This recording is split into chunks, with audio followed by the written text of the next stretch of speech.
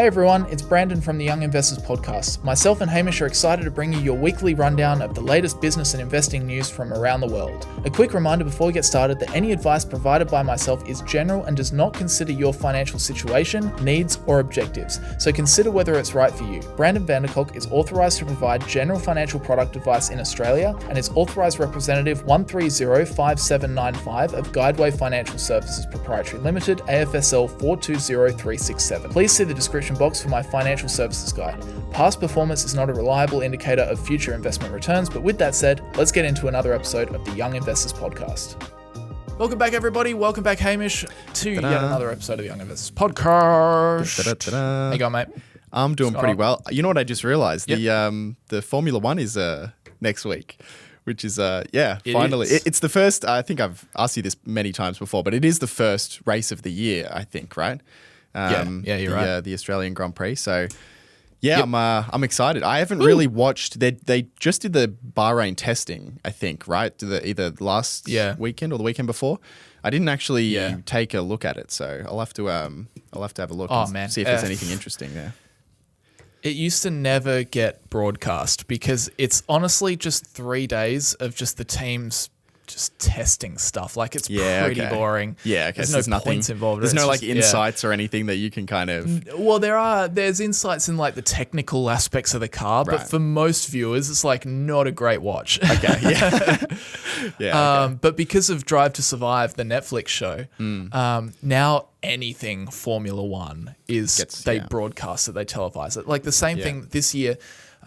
They've changed the livery reveals, so the paint jobs on the car. Yep.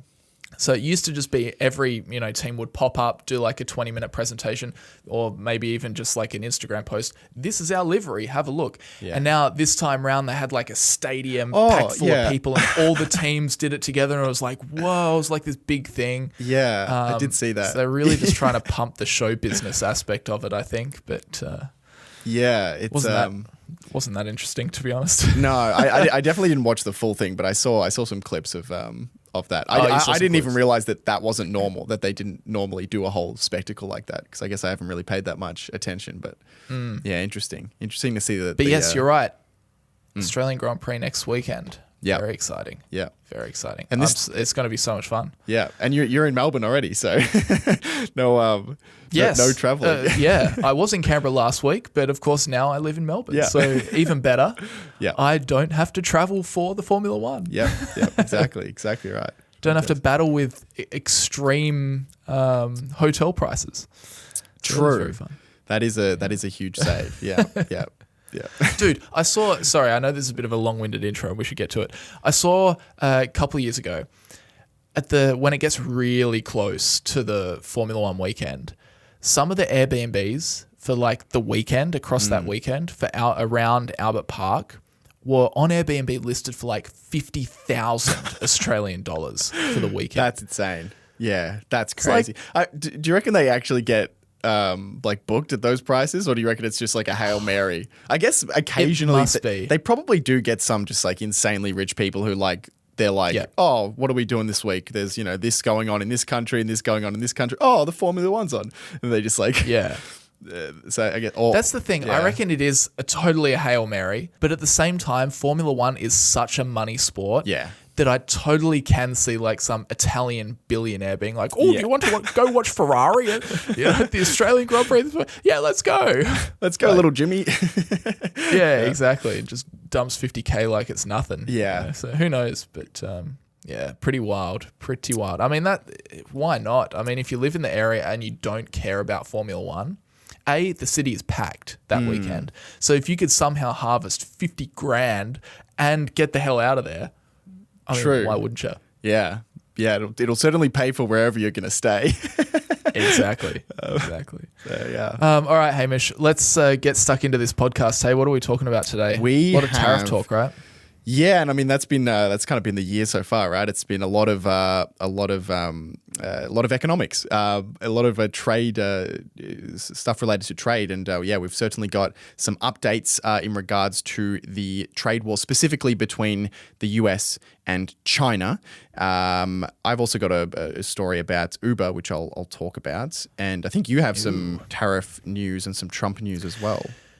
Yeah, I think we might as well cover off the tariff stuff all at the start. And then from there, I've got another little Donald Trump story because he wants to implement his crypto strategic reserve. So I'll talk about how that's shaping up, what's been announced, everything related to a crypto reserve. Awesome.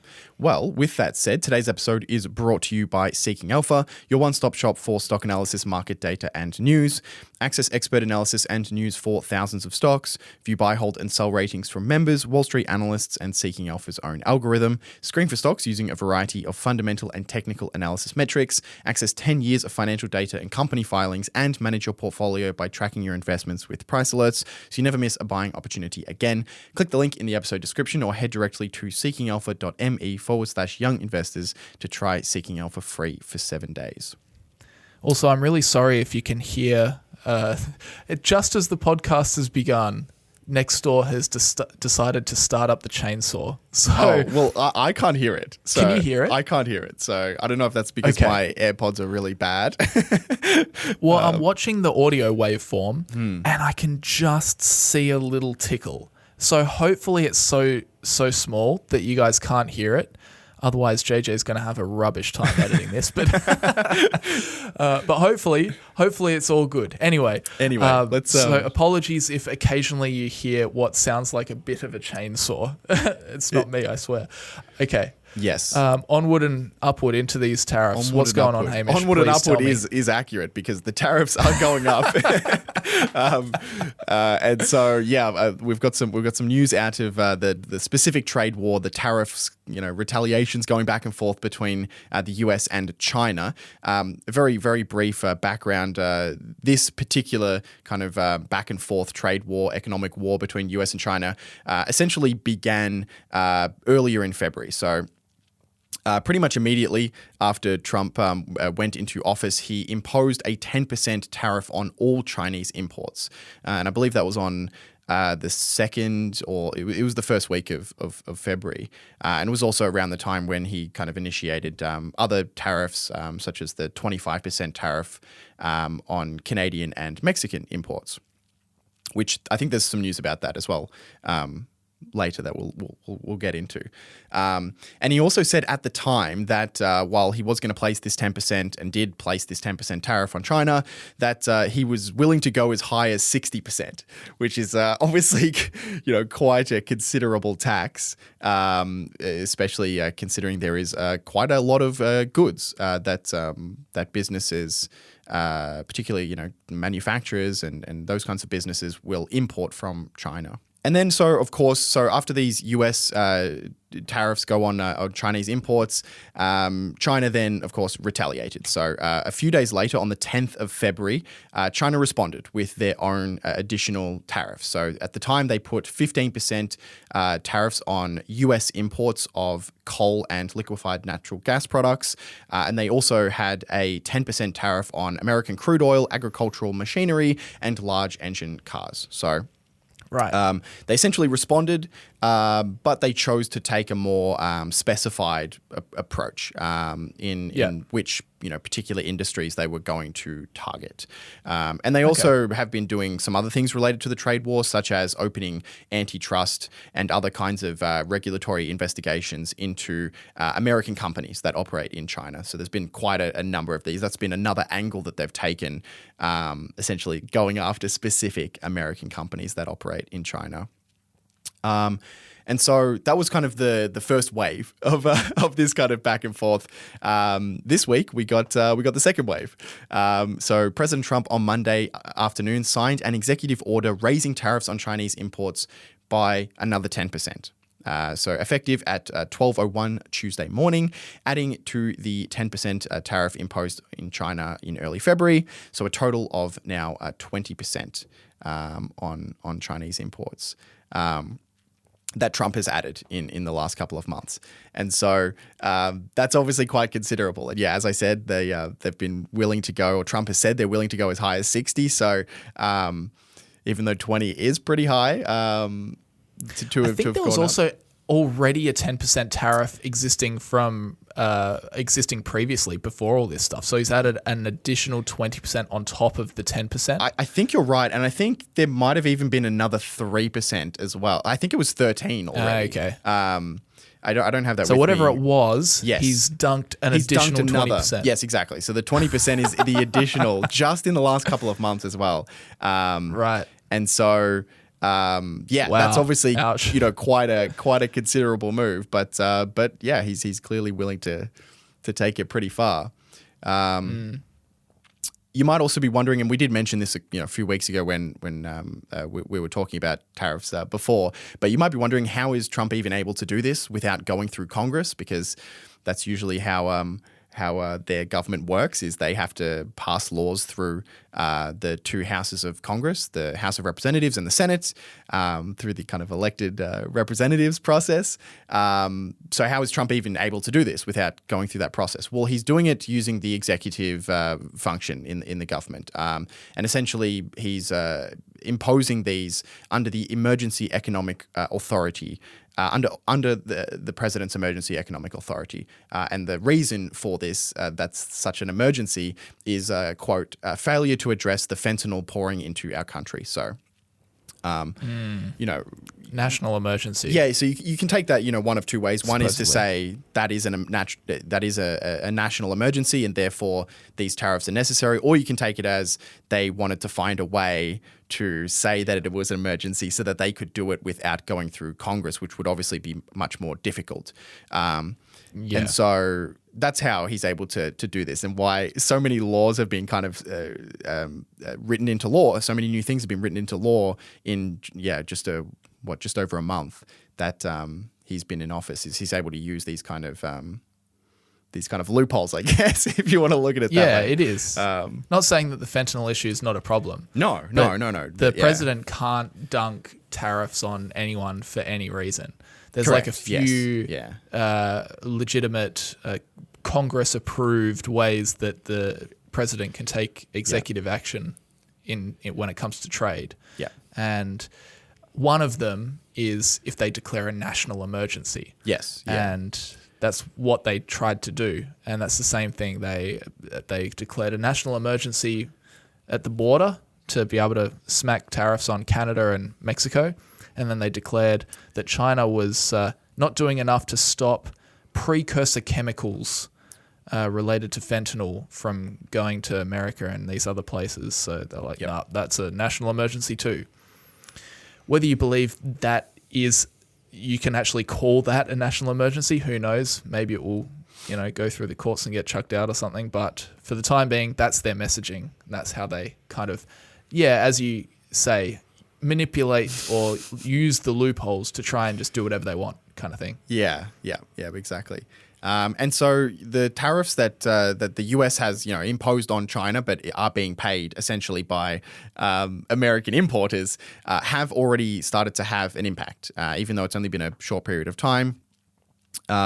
They have been having an impact on American manufacturers. A February manufacturing report from the Institute for Supply Management was riddled with mentions of tariffs. Among the comments included in the report, quote, customers are pausing on new orders as a result of uncertainty regarding tariffs. There is no clear direction for the administration on how they will be implemented, so it's harder to project how they will affect businesses. And so it's actually a couple of things that are going on with all of this trade war stuff. It's not just that this is it is a tax on these businesses importing. It's also just a massive uncertainty factor. How as a business do you make plans looking a year out, looking 3 years out? Because you have no idea whether these tariffs are going to be short term, just to kind of get China to make some deals with them and to be more favorable on trade, or it could be more of a long-term plan because, again, Trump has made some indications that he likes tariffs a lot and that he wants them to be a large part of how the government generates revenue. And businesses have no idea what level these tariffs are going to be at, or they could just be gone, in a few months. So, how on earth do you plan if you have if you're an American business and you have manufacturing in China?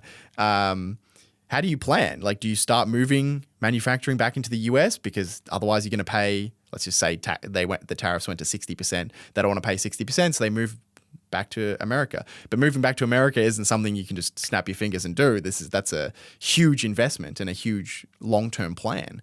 And it's, that's a tough decision to make when the tariffs could just be gone shortly. Or do you move manufacturing to another low-cost country like India?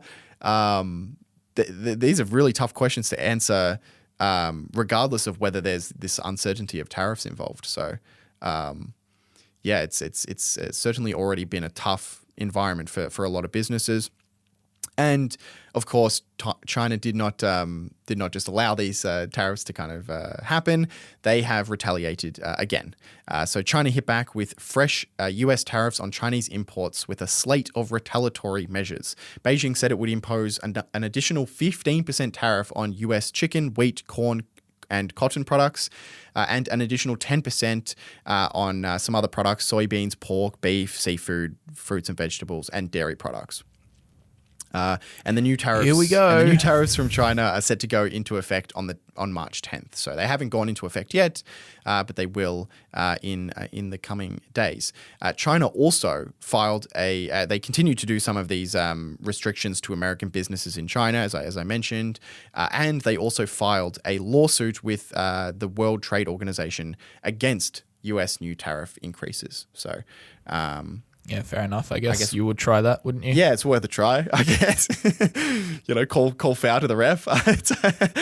Basically. Yeah, I guess it's worth a try. They've certainly retaliated, and the tariff rates are going up. Up. So, trade war, here we come. Yeah. Get ready for some juicy inflation, global inflation again. Just if we hadn't had enough of that over the last 5 years, let's go again. Yeah, I'm seeing articles already of the classic stagflation word floating around again because that is one of the possibilities from these kinds of trade wars, is because you can essentially have higher prices but also hurting businesses at the same time. So you can potentially see an environment where you have inflation and the economy is suffering. And what's that called again? Stagflation. Yeah, we're well overdue for a Ray Dalio interview where he talks about stagflation. Where is he? Yeah, he's been focused too much on his 5 forces. We got to get him on the podcast. Him and his 5 forces. He needs to get back to stagflation. That was a better Ray Dalio. Needs to rotate. Yeah, rotate through him a little bit more. Oh, there you go. Hey, do you want to hear about some more tariff news? Yes. What else is happening? We have got some Canada news, and we've also got some automaker news, which I think is quite interesting. President Donald Trump gave a 1-month tariff exemption to automakers after he spoke with the heads of General Motors, Ford Motor, and Stellantis. So Ford released a statement Wednesday after the White House announced it would implement a 1-month delay on auto industry tariffs. Quote, as America's top auto producer, we appreciate President Trump's work to support our industry and exempt auto companies complying with USMCA, the statement said. Former Ford CEO Mark Fields told CNBC on Wednesday that it would be really bad if the delayed tariffs on the auto industry do take effect. Fields pointed out that the tariffs would, in theory, apply to auto parts. This is the interesting thing, that go back and forth across the border, which could basically compound the potential price increases and put a lot of stress on the supply chain. That's interesting. So I didn't even think about that. No, that's interesting. So they do some manufacturing in the US and then send it back over to Canada, and then it goes back and forth. And every time becomes like a partially completed part by one business, goes to a different business to be more complete, goes to a different business to be more complete. Yeah. You get this compounding tariff effect because it crosses the border a few times. Yeah. And Canada has imposed, I believe, blanket tariffs on the US as well, right? Import tariffs, I think. And so it would be both directions as well. I think this is more applicable to Mexico though. Oh, this is Mexico. Mexico. Yeah. The Canada stuff is a bit separate to that. Yeah, I think it's more applicable to Mexico because vehicles produced in Mexico account for 36% of all imported light vehicles sold in the US. Wow, that's crazy. Approximately 14.4% of all new vehicles sold in the US are manufactured in Mexico. Wow. How crazy is that? Yeah, that is crazy. Yeah, it's something I definitely wouldn't have even crossed my mind that there was kind of products that would have to go back and forth before the final product is actually produced. Yeah. Yeah. So that's a pretty crazy thing. So we'll see what happens. I think the auto companies are breathing a little sigh of relief because it would make a lot of what people perceive as American cars, Ford, Stellantis, General Motors, a lot of those models a lot more expensive. Yeah. Which I don't think people would like very much, but it's all because they're just built in Mexico because it costs less for the companies to do that. Yeah. But then the other bit of news was about Canada. Trump said in a post on Truth Social that he spoke to Canadian Prime Minister Justin Trudeau and told him that Canada's efforts to stop the flow of fentanyl were not good enough. Damn. So, he said, quote, Justin Trudeau of Canada called me to ask what could be done about the tariffs. The president said in a post on Truth Social, quote, I told him that many people have died from fentanyl that came through the borders of Canada and Mexico, and nothing has convinced me that it has stopped. He said that it's gotten better, but I said that's not good enough. The call ended in a somewhat friendly manner. This is still Trump talking. The call ended in a somewhat friendly manner. He was unable to tell me when the Canadian election is taking place, which made me curious. Like, what's going on here? I then realized he is trying to use the issue to stay in power. Good luck, Justin. That's what Trump's throwing around. Okay. In a separate Truth Social post, Trump also referred to the Prime Minister as governor, and Trudeau's policies are to blame for Trump's criticisms of Canada. Quote, for anyone who is interested, I also told Governor Justin Trudeau of Canada that he largely imagine that, what a slap in the face, that he largely caused the problems we have with them because of his weak border policies, which allowed tremendous amounts of fentanyl and illegal aliens to pour into the United States, Trump said. Quote, these policies are responsible for the death of many people, end quote. Man, it's so hard to take these stories seriously when I know. When some of the stuff that Trump says. It's crazy. Yeah. It's just wild. Even with the Zelensky stuff, like it's so interesting. You can tell going in that Trump's like, all right, I'm going to pick on these people, or at least try to pick. I love the interview with Trump and Macron, the French guy, where Trump's just like starting to spew some random crap to the media, and then Macron like puts his hand on Trump and says, oh, no, Mr. President, this is how it's happening. This is the truth. This is the actual what's happening in this situation. And then Trump's just like, so funny. Yeah, it's all very bizarre. I don't know. I don't even know what to think of any of this anymore. It's very weird. It's just wild. Yeah. But I'm sure we haven't seen the last of all this tariff stuff, which I'm probably going to say that every week for the next 6 months at least. It seems like we've got quite a ways to go with some of these back and forths. And really I did say that manufacturers are starting to feel the effects, but we haven't really seen the actual effects yet. They're feeling the effects. There is all this uncertainty, but it's going to take time, right? It's going to be over the next 12 months or so, 6 to 12 months, maybe longer, where if there is going to be a severe negative impact to some businesses' profitability, or to how consumers, are willing to spend and how much disposable income people have, consumer confidence, these sorts of things we're going to see it over the next 6 to 12 months. And so we're really just getting started, I think, with all of this stuff. I just see it as a bit of a lose-lose because, if you start imposing widespread tariffs on other countries, goods from other countries, you get, firstly, inflation for Americans, which is not good and is quite unpopular at the current time. you also annoy the heck out of your trade partners. So like Canada and Mexico and the United States got on perfectly fine, and now they're like annoyed at each other. Yeah. And at the same time, it's very elastic. So if you apply a lot of tariffs on imported goods, then to raise government revenue, then what you find is people stop importing, which means that you don't collect as much money on the imported goods because the imports have just gone way down. Yeah. So it's like just like all round, it's not a great time. So No. I mean, I don't know. Like you say, we haven't seen the last of this. We don't know exactly how it's playing out. We can see how it started, but the effects haven't been felt yet. Yeah. But yeah, we'll just have to see, because I don't think it's going to be a very popular trade policy. I just don't think it's going to be very popular. No. Yeah, I guess we'll just see. Yeah, it's a bit of a waiting game, but yeah, I mean the economic theory on this is pretty clear. This isn't kind of one of these areas that there's a huge hot debate about what happens. The theory on tariffs is pretty clear, but we live in the real world, so I guess we will just have to see. There's other elements beyond the economic theory. There's obviously trade relations and there's politics and all kinds of things. So yeah, we'll see for sure. All right, let's talk about something different, Hamish. Let's talk about Uber. What's going on? Yeah, let's talk about Uber. So yeah, we spoke. I think we looked at the 13Fs last week, right? And I mentioned that Bill Ackman had made quite a considerable investment in Uber, and now we have some more news around Uber.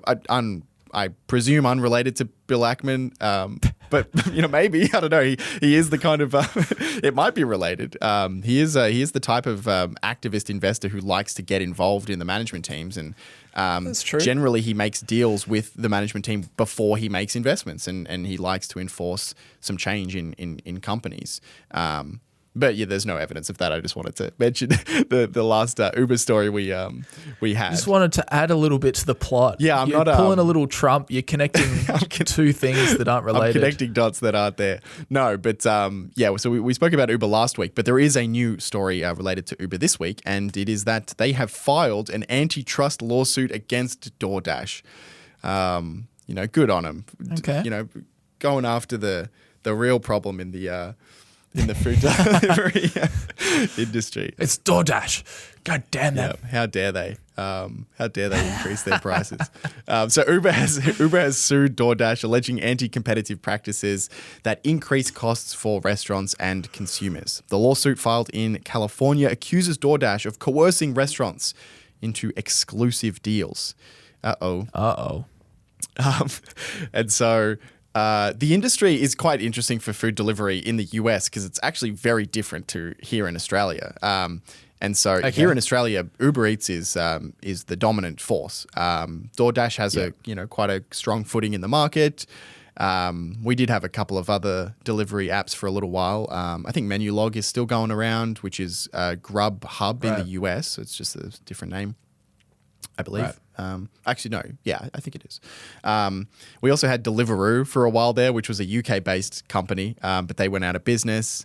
And so our market is very different to the US. So the US has a couple of major players. DoorDash actually has 63% market share in the food delivery, in the US food delivery market.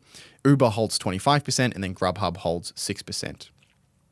I just fact-checked you and you were correct. I was. Okay, cool. That's good. Yep. That's a relief. Same parent company. Same parent company, yeah. Yeah, I think Menulog is called Just Eat or Just Eats or something is the actual specific app. But I should stop. I should stop guessing facts because. Man, do I have to keep fact checking you? No, that's right. We don't need to check. You don't need to check. So the US market is very different. DoorDash actually has 63% market share, so they do have a very dominant position. And when that does happen, it's possible for businesses to engage in anti-competitive behavior to kind of maintain their positioning, to do things that are in, not in that go against the values of the customers. In this case, the us buying food and then also the restaurants in order to just maintain their kind of competitive position. So the claim that Uber has made is that DoorDash threatens to raise commission rates if restaurants also use Uber Eats. So they allege that DoorDash pressured restaurants to cancel direct delivery deals with Uber. One restaurant group reportedly dropped Uber after DoorDash threatened to increase commission rates. So that's the claim. Interesting. The way that this is potentially a breach of antitrust regulations, that it's anti-competitive, is essentially that restaurants are feeling pressured by these tactics, which ultimately limits choice and raises prices. Yeah, it's definitely anti-competitive. If that's true, that's definitely anti-competitive. Yeah. It's abusive market position. I think you could probably make a reasonable argument for that. Yeah, I agree. What do you think? I don't know. I mean, the thing with these antitrusts, all of these cases, is it's just case by case because there is no, definitive rule. There's just kind of, does it kind of stifle? Is it behaviors that specifically stifle competition versus behaviors that maybe make the product better for the business and as just a natural result causes the other businesses to suffer? Because obviously there's nothing wrong with making a better product. If you make a better product and people use it over the competition, that's not anti-competitive. It's only anti-competitive if it's specific tactics to keep competition down. And so this definitely sounds like the latter. I think you could definitely make that argument for sure. Uber claims that it lost millions in business due to DoorDash's practices. Uber seeks damages and a court order to stop DoorDash's alleged coercion. DoorDash came out and made a statement. They said, "Yeah, you got us. We did that." Did they? No, they didn't. Plot twist. They're actually going to donate half their business to Uber as a sign of goodwill. Oh, okay. Yeah. Oh, there you go. Yeah. No, they obviously denied the allegations, calling them meritless and unfounded. So they will happily take a fight in Californian court that will drag out for 7 years and years. While they could. Interesting to see if there's evidence though. Because this honestly. Of course, this does sound anti-competitive. They are abusing their market position to stifle competition. Yeah. So if there's evidence, I think that would be quite interesting. Yeah, I'd have to think about it a little bit. I think it would be. Yeah, it's a tough one. Like, so for example, do you think that like a DoorDash should be able to have exclusive drivers, for example, so that they can own drivers that can only drive for DoorDash? I'd probably say right. Yes, yeah? but they'd have to be employees. Okay, interesting. But then restaurants is kind of different because I don't know because what's the benefit of exclusive you can put like restaurants? non-competes in. You can like it. Yeah. You can say my editor's contracts. I could say because they work for me, they are my employees. I can say that you work solely for me, and that you can't go accepting deals out there. You can even put in non-compete saying that you can't leave and immediately join someone else and get poached and that kind of stuff. So yeah, I think there's just very little details on this at the moment. Because I don't think I would have a problem with DoorDash having different commission tiers based on whether you're exclusive with them or not. Maybe I'm not sure. I haven't really thought about it all that much. That this is your commission rate if you're exclusively on DoorDash. But if you want to be on other apps, you can at a higher commission rate. But I'm not sure if that's reminds me of the Alibaba one. Yeah, okay. Do you remember the Alibaba one? No. What was the... Where Alibaba threatened that they'd kick them if they sold products on other competitors' e-commerce sites, then they'd kick them off Alibaba, which is like, because Alibaba has Taobao, Tmall, they're like so dominant that people just did not want to mess with Alibaba so they just stopped selling. It was the I can't remember exactly what they called it, but it was something like a choose one policy on Alibaba where they had to, if they wanted to sell with Alibaba, they could only sell with Alibaba. Right. And that's when the CCP stepped in and said, that is so anti-competitive, and just gave them a smacking, basically. Yeah. Yeah, that makes sense to me. Yeah, I'm not sure. I don't know. I haven't really thought about it. But I guess in my head, having different commission rates where you still can go with Uber and DoorDash, but you just pay more commission rather than being exclusive. I don't know. I'm not sure if I'm completely against that, but I don't even know if that's the issue here. I think it's possible that what they're talking about is specific examples of large restaurant chains that are being coerced, specifically with these kind of like private deals rather than like a platform-wide commission rate. I think that's what's going on with this, but we don't have many details. So, but yeah, I'm not sure. It is always interesting to talk about these kind of anti-competitive cases because, yeah, they're really... Sometimes there's clearly a right answer, but a lot of the time it's just, it's how you the way how I you see would it is do it. kind of what you were talking about before, where you're like, yes, you can just have a better app. You can improve your experience so much that you are the dominant market leader and therefore you win. But if you then...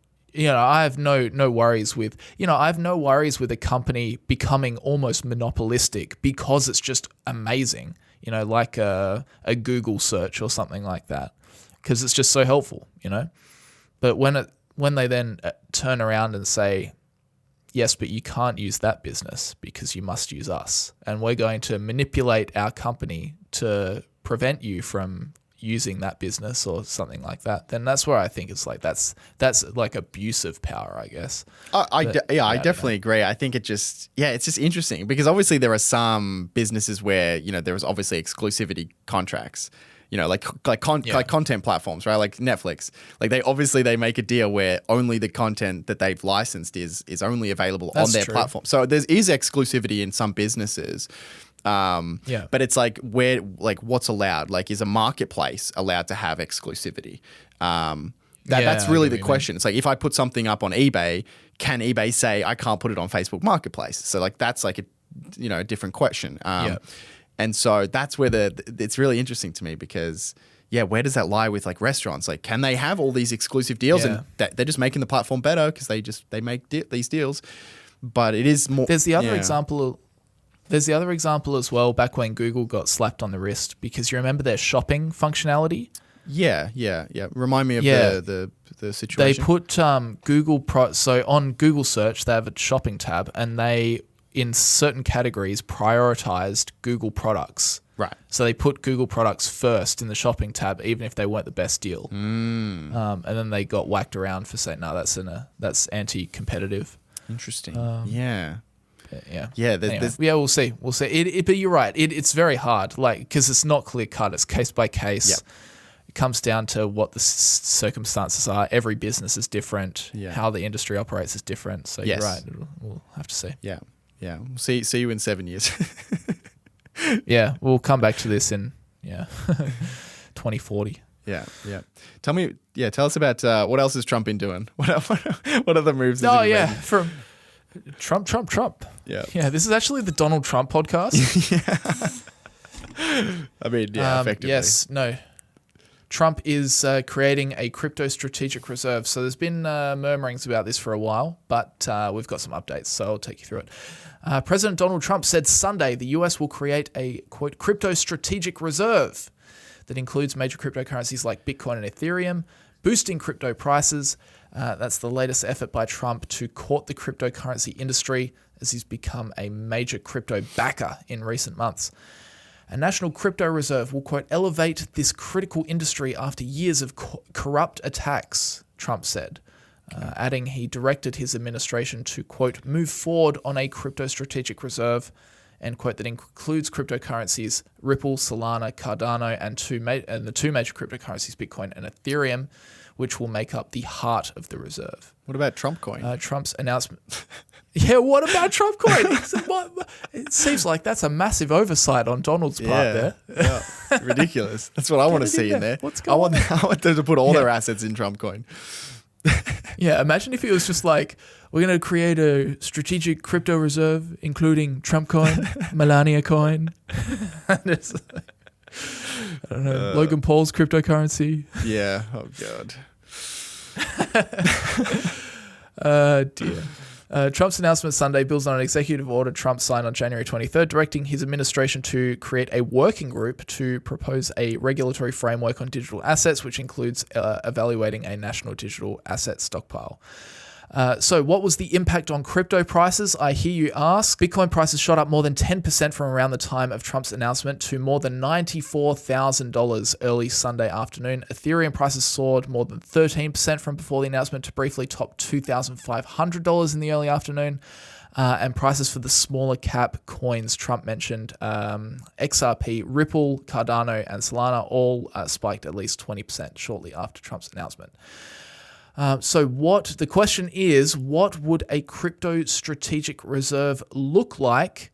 It's still unclear what the final parameters of any crypto stockpile would look like, but Trump's executive order suggests that the reserve would be potentially derived from cryptocurrency the Federal Reserve has seized through its law enforcement efforts. The New York Times noted in January the federal government already has an estimated $19 billion in Bitcoin that it's just seized from criminals, which it could simply hang on to in order to establish a stockpile. The government has previously periodically sold off its crypto holdings, the Washington Post notes, which has historically then driven down crypto prices. So any efforts to hold onto that crypto and stockpile it would prevent that from happening. Hamish, what are your thoughts generally on a crypto strategic reserve? What could go? What could go wrong? You know. It's a good question. What could go wrong with? Well, I mean, yeah, I don't know. I don't really have any deep thoughts on anything related to crypto, to be honest. Because you just kind of sidestep it, right? Yeah, I mean, I don't know. There's nothing really to say on it. Like, there's no one knows where it's going to go. You're a Bitcoin holder, aren't you? I have. I wonder if I can. I don't know how much I have, but I have a tiny amount. You have at least like 10 or 20 Bitcoin? Yeah. Oh, yeah. A tiny. That's what I said. A tiny amount of my wealth. Amount? Yeah, just like 20 Bitcoin. Yeah. No, I think I have like 0.000. There's quite a few zeros. Before it gets to one. Many zeros. Yeah, I don't know. I think it could potentially be a disaster because I think it's entirely possible that cryptocurrency is still, a massive ongoing bubble. But hey, what do I know? It's fine. Yeah. Yeah. You never know. It says here, what remains to be seen is whether Trump will also try and acquire significant amounts of new cryptocurrency to stock the reserves, which would likely boost the crypto industry and existing crypto holders, but would likely also require congressional approval. And the main criticism of this whole thing that I read about in this article is while the cryptocurrency industry has cheered news of a national stockpile, some economists have raised concerns about the proposal. They point to cryptocurrency's volatility, arguing the government purchasing crypto is a gamble that would primarily benefit existing crypto holders and could ultimately result in billions worth of taxpayer money getting wiped out should the industry take a downturn. I think that's a fair enough. Yeah, it's quite a reasonable concern. Yeah, because I mean, if they're going to add more, where are they getting the money to buy all this crypto? Yeah, someone's got to pay for it. It's hard in my mind to imagine that if there was some kind of recession, that crypto isn't getting absolutely crushed. Definitely would. Because that's got to be one of the first places people look to raise some cash if there's a serious recession. And there being a serious recession at some point in the next few years is certainly not 0% chance. There is a reasonable possibility of that. So, but I don't know. Maybe it's a safe haven. Maybe I'm wrong. Maybe there's a recession and everyone floods to cryptocurrency. I think that's that used to be go on. That used to be the thinking of the crypto community, right? Yeah. And then we did go through a little flash recession and crypto got obliterated. Yeah. It fell harder than shares did. Yeah. And it basically was 1-to-1 with that the tech sell-off that happened in 2021 or 2022, I can't remember which year, but it was basically 1-to-1 with like the most speculative part of the stock market. And so it behaved very much like a speculative asset does when there's trouble. So to think that wouldn't happen again, I think would be, naive. Obviously we don't know, but yeah, that's a real possibility. Yeah. It's Mark Zandi, the chief economist at Moody's Analytics, said there's just no discernible logic to it. Yeah. So there you go. I've genuinely spent a little bit of time looking at arguments for, why Bitcoin, for example, should be at a certain price, and just, nothing's really that compelling to me. And so that makes sense, because it's very hard to, it's really hard to even make a compelling argument for why gold should be worth anything, except for the fact that it has this enormous multi-century history backing it. Yeah. And there is some, utility that you can say exists in the gold market. But for the most part, the price is also speculatively based. It's just that it has this, very long history. And so you can't even say that about Bitcoin. Although it's got some years now. It's got more than a decade. But no, you're right. But it hasn't got like generations behind it. No. And so yeah, it's still very niche. It's very hard to, I think, come up with a compelling argument for why it should be at a certain level. Like why 90, whatever you said it was at now, 90,000 something. Why is that the level that it should be at? Why not 50? Why not 200? Why not 5,000? Yeah. Why not $5? What's the fundamental reason for where it should be? Besides people saying that it's going to replace the entire gold, the value of gold essentially, and so therefore it should be X price. But yeah, that's a tough sell, I think. All right, Hamish, that's us done. That's it. No more Trump news. What? Surely you did something else. No more. Oh, breaking news. Trump announces. Yeah, wouldn't be surprised. Further 100% tariff on everybody. And has left the country. Oh dear. Yeah. Anyway. All right, good podcast. GG, everyone. Thanks very much for listening. We appreciate it. Make sure you leave us a review as well if you got this far into the podcast. 5-star reviews are very much appreciated. Yep. But with that said, we're going to bounce out of here. Thanks for listening, and we'll see you guys next week. See you guys.